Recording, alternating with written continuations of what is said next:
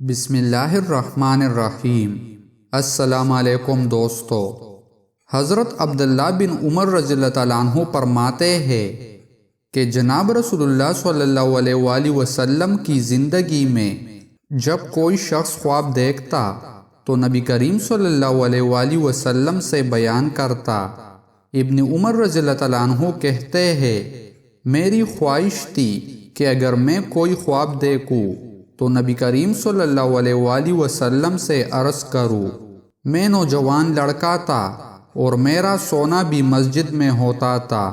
میں نے ایک دفعہ خواب دیکھا کہ دو فرشتوں نے مجھے پکڑا اور مجھے جہنم کی طرف لے جانے لگے، اور کنویں کی طرح اس کے گرد دیوار بنی ہوئی تھی اور اس کے دونوں طرف دو مینار تھے، اور میں نے جہنم میں ایسے لوگوں کو دیکھا جن کو میں پہچانتا تھا۔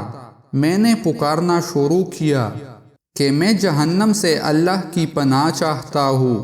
پھر میرے سامنے اور فرشتہ آیا، اس نے کہا خوف مت کر، میں نے یہ خواب اپنی بہن ام المؤمنین حضرت حفصہ رضی اللہ تعالیٰ عنہا کو بیان کیا، اور انہوں نے نبی کریم صلی اللہ علیہ وآلہ وسلم کو سنایا تو آپ صلی اللہ علیہ وآلہ وسلم نے سن کر فرمایا کہ عبداللہ بہت اچھا آدمی ہے، کاش کہ تہجد کی نماز پڑھتا۔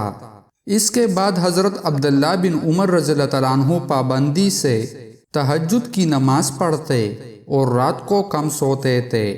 دوستوں، معلوم ہوا کہ نماز تہجد پڑھنا ایسا عمل ہے جو جہنم سے حفاظت کا ایک اہم ذریعہ ہے۔